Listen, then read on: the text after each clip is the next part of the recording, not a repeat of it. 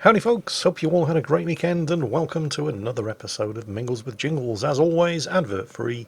Thanks to everybody who supports me on Patreon, and really, thank you very much indeed to everybody who does support me on Patreon. So, what's new this week?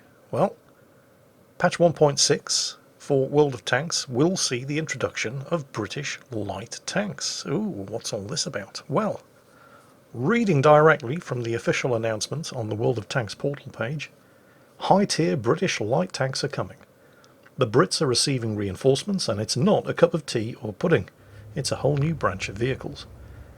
Well, it's not really a whole new branch, but we'll get onto that in a moment. We know that among players of World of Tanks there are many fans of British tanks, and there's a vehicle for every commander in this nation. You can pick a versatile medium tank, a heavy frontline brawler, or a tank destroyer from two branches. The only class the Brits have been lacking so far is high-tier light tanks. Update 1.6 will correct this, as 4 undetectable, yes, 4, it's not exactly a whole new line, 4 undetectable and menacing light British tanks from Tier 7 to Tier 10 are going to storm the battlefields of World of Tanks. Researching the new light sub-branch will follow on from the Tier 6 Cromwell. One of the main features of these new light tanks is their size. They're even smaller than the French light vehicles. They will sit among the smallest vehicles in the game, and will only slightly exceed the ELC even 90 in size. It will be very difficult to spot them, and even if you do, it will be difficult to hit them, especially when they're on the move. Also, British light tanks will have good view range, they don't, excellent dynamics, they don't, high concealment rate, comparatively speaking, they don't, guns with big alpha damage but mediocre DPM, they don't, but they do have mediocre DPM. These vehicles are more suitable for firing when stationary, not while driving. That much at least is true. Together, these characteristics make the new British vehicles very good scouts. No, it doesn't. This combination of view range, concealment values and tiny size is truly unique to our game. Well, aside from all of the French tanks and the armoured cars. So the new Brits are ideal for both active and passive spotting. No, they're terrible at both.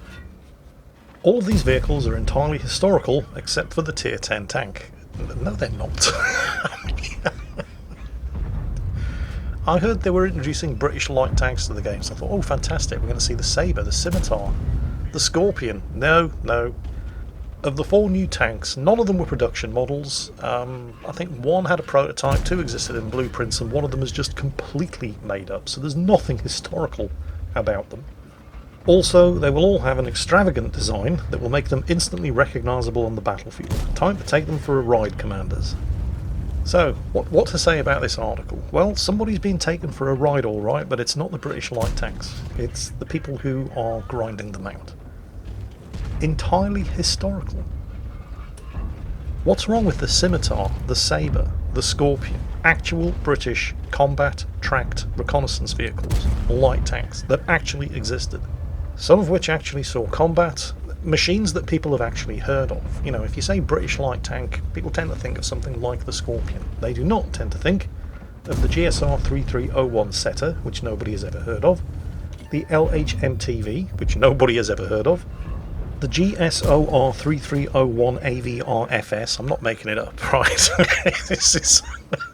That's the name of the Tier 9, which nobody has ever heard of, and the completely made up Tier 10 Manticore, which nobody's ever heard of because they made it up.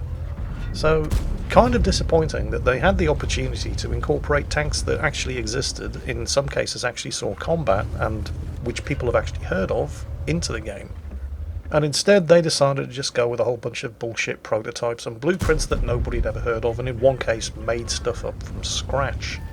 And that kind of bothers me. And it bothers me more because they've got the balls to say that all of these tanks are entirely historical. So they're about as historical as the Chinese tank destroyer line. But then again, you know, if you are going to just incorporate machines into the game that only existed in blueprint or prototype form, you can get away with a lot of stuff. You can, you know, you don't have to make them historically accurate because there's nothing historical about them. You can adjust the characteristics to make them competitive machines to play without having to worry too much about historical accuracy. So while it upsets me that we're not seeing the Sabre, the Scimitar or the Scorpion, I kind of get it. The only thing that really bugs me so far is the fact that they are waving the historical accuracy flag, when in fact these things are about as historically accurate as the Chinese tank destroyers.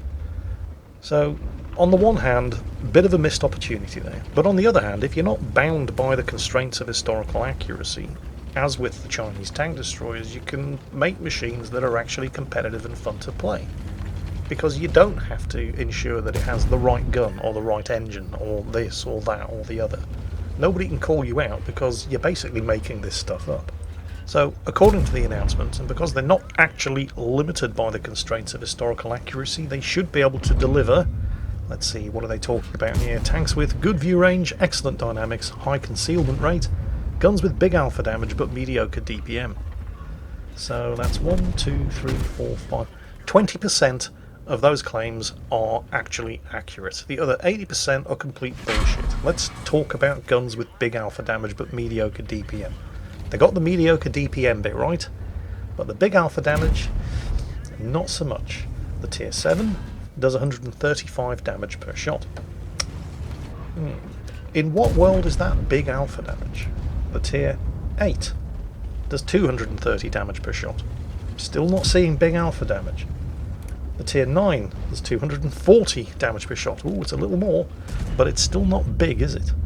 The tier 10, the Manticore, the 100% made-up tank, does 390 alpha damage with its 105mm gun. It's the same gun that you get on the Centurion, for example.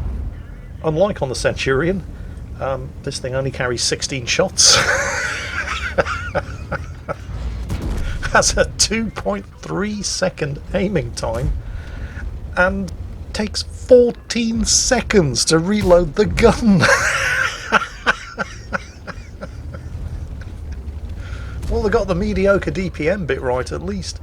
Compare that to the Chinese tier 10 light tank, the WZ-1321, which has the same caliber 105mm gun, except it's got a faster reload and a faster aiming time, with the same alpha damage. It's almost as if Wargaming got sick and tired of people complaining about the Rheinmetall Panzerwagen, the German tier 10 light tank. Everybody saying it was the worst tier 10 tank in the game. And they got sick and tired of hearing this, so they said, hold my beer. Wait until you see what we've got planned for the British. In just about every respect with these new British light tanks, they are so bad. You can look at an equivalent light tank from another nation, 1 or even 2 tiers lower, and they're better. In almost every respect. You can take each and every one of these new British light tanks, start at tier 6, and compare with French, German, American, Russian light tanks 1 or 2 tiers lower, and you will find multiple categories in which the non-British tanks are better than the British tank 1 or 2 tiers higher than them. And it's the same at tier 8, 9 and 10. Just about the only factually correct claim that was made about these tanks in the article that announced them was where they said they had low DPM to go with the high alpha damage. We already know they don't have high alpha damage, but, well, they don't technically have mediocre DPM either. Mediocre DPM would be an improvement. I mean, in every single case, the DPM of these new British lights is 30 to 40% worse than their contemporaries. You'd think that the Tier 7, the Setter, to give it its full name, the GSR 3301 Setter, yeah, whatever, you'd think that with its terrible alpha damage of 135 per shot, it would have a blisteringly high rate of fire to compensate for it. And it doesn't. It's got a 6-second reload. Well, that seems kind of fast, Jingles. Yeah, but it's only 10 shots per minute with a 135 alpha damage gun. It's barely doing 1,000 damage per minute. That's terrible DPM. It's not mediocre. Mediocre would be an upgrade. So none of them can shoot for shit, particularly the Tier 10 with a 105mm gun with a 14-second reload that only carries 16 rounds of ammunition. But if they can't shoot for shit, well, surely they've got great view range and they're very hard to detect and they're fast. Well, they're certainly not slow, but none of them are the fastest tanks at their tier. And their view range is, in some cases, not even as good as the armoured cars, ones that are supposed to be fast active scouts with bad view range. And their concealment, despite their tiny size, in many cases they're not even best in class for concealment. It's almost as if Wargaming and Gaijin had had a bet. Wargaming lost the bet, and as a result they were forced to design a line of tanks that were either bad or just not good in every possible category, and still had to make a forum and portal article talking about how good they were with a straight face and see if anybody noticed. Oh well, people noticed. If you go to Google and do a search for World of Tanks British light tanks and just limit the results to anything that's appeared in the last week, everybody is calling bullshit on this new tank line. Circumflexes has published a review video on these tanks, and it's just called "What Are You Doing, Wargaming?" Des Games has a video up, and it's just called "The Worst Tank Line Ever." Even Quickie Baby, who normally delivers a fairly calm, balanced and reasonable opinion on new machines when they're introduced into the game, and is not exactly known for jumping on board the hate train, his video is called "British Lights Are Useless." There appears to be a consensus of an opinion here, and it's not that these tanks are entirely historical, have good view range, excellent dynamics, high concealment rate, and guns with big alpha damage, but mediocre DPM. It's not that together these characteristics make the new British vehicles very good scouts. It's not that this combination of view range, concealment values and tiny size is truly unique for our game, so the new Brits are ideal for both active and passive scouting. No, the consensus is that these tanks are dog shit, and nobody in their right mind should waste time, effort, experience and credits researching and unlocking them, because they are all absolutely terrible. Well, that's not entirely 100% true, because there are actually 5 new British light tanks coming out. 1 tier 7, 2 at tier 8, 1 at tier 9, 1 at tier 10. And of the 2 at tier 8, one of them actually has reasonable damage per minute of over 1,800, and has a faster aiming time, and has a better top speed. One of these 2 tier 8 tanks is premium, and the other one is not. Can you guess which of the 2 has the better top speed, the way better damage per minute, and the faster aiming time on the gun? Yeah, it's the premium. Well, of course it is. Well done, Wargaming. You did it again. Oh, I nearly forgot the tier 10, the Manticore. The one that's completely made up. The one that they literally had carte blanche to adjust the stats in any way that they wanted, because they were making the tank up, right?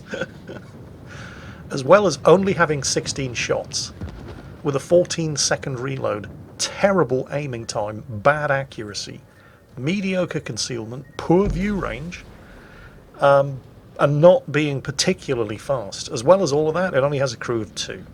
So you can get your entire tank knocked out by having both of the crew disabled from a high explosive shell.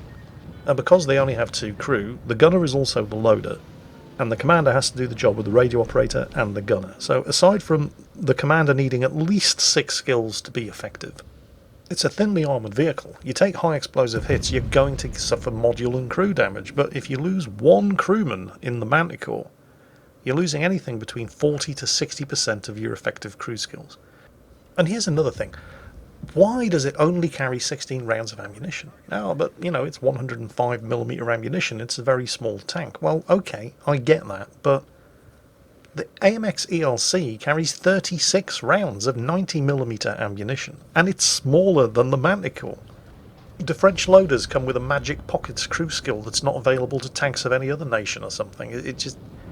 I don't know. I give up. TLDR, these tanks are fucking garbage. Don't waste your time.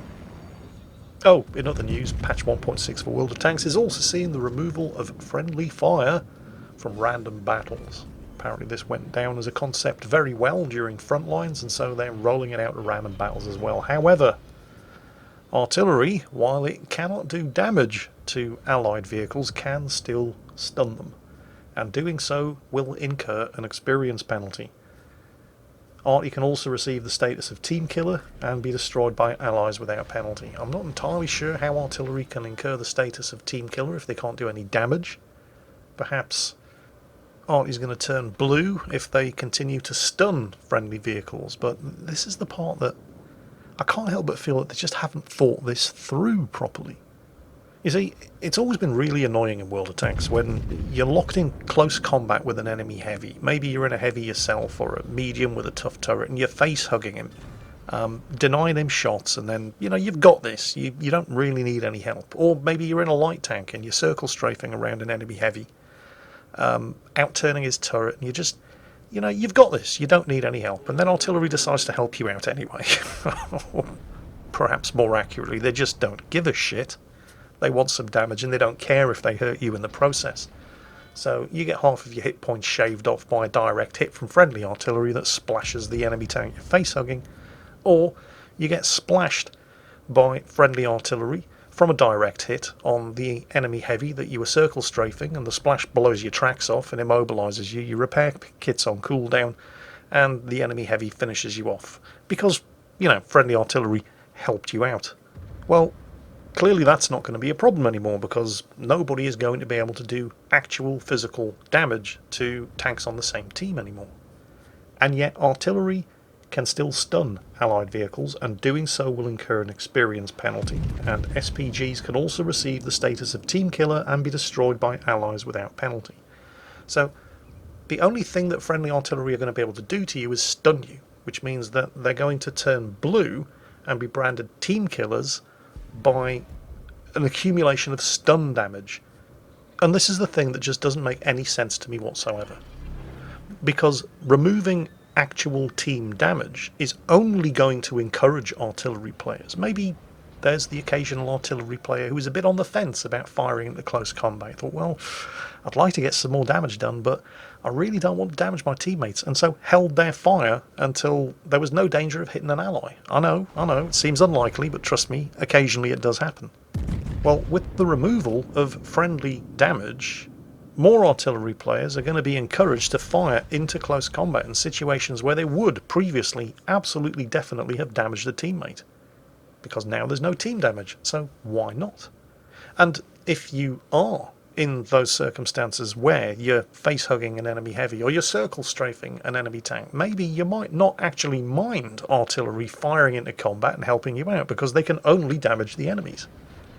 So what this change is actually going to do is encourage far more artillery players far more often to take what would have previously been very, very dodgy shots with a very high risk of damaging, if not a certainty of damaging a teammate, because why not? No more team damage. But if they start doing this, and they are going to start doing this because now the gloves are off, yeah, they're going to start inflicting exponentially higher amounts of stun damage upon their teammates. And they'll turn blue. As a result of all this stun damage, which means that they can then be team killed without penalty by all of the other tanks on their team. So think about this for a minute. Artillery have gone from being the class in World of Tanks that arguably needed the most protection against team killing, because everybody loves to troll artillery. We've seen, well, I've shown you examples of people driving up to friendly artillery and sticking their gun barrel in front of the artillery gun barrel, because the artillery player's sitting there in the top-down view. They normally don't actually know what's happening right in front of them. And just waiting for the artillery to inflict damage and also splash themselves with a high explosive blast going off that close.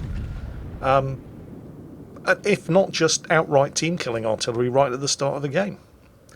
So they've gone from the situation of being the one class that you could argue needed the most help against team killing to being the only class that now can be team killed.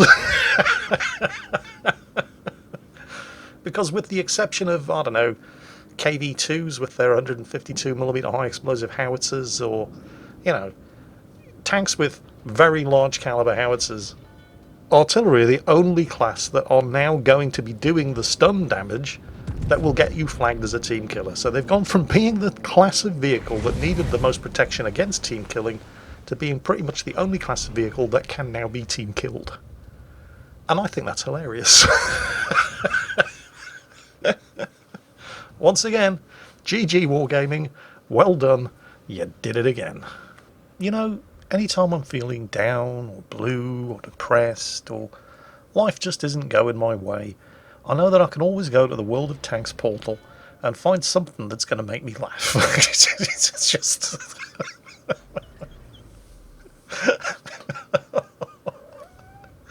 Yes, Akazuki, I know. Did you hear her in the background there? I don't know if the microphone caught it. She's getting really big.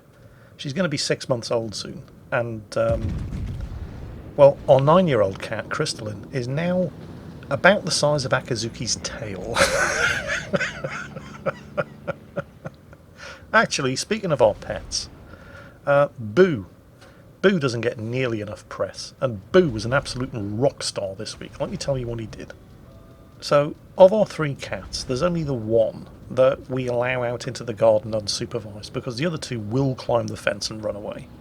So, Juicy, the big stupid ginger Dutch cat, she's just a great cat. She's so pleasant and sweet-natured, and she's just great. And you let her out into the garden, you can leave her out there for hours at a time. She won't try to climb the fence normally, and if she does, it's not so she can run away. She just wants to see what she can see from on top of the fence, but she gets stuck up there because she's so big and stupid.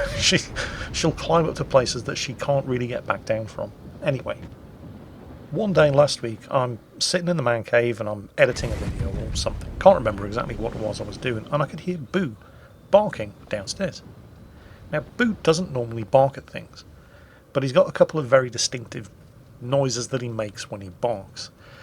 There's the, "Oh, where have you been? I missed you. I'm so happy and excited to see you," bark that he does when you come in after going to the shops or whatever.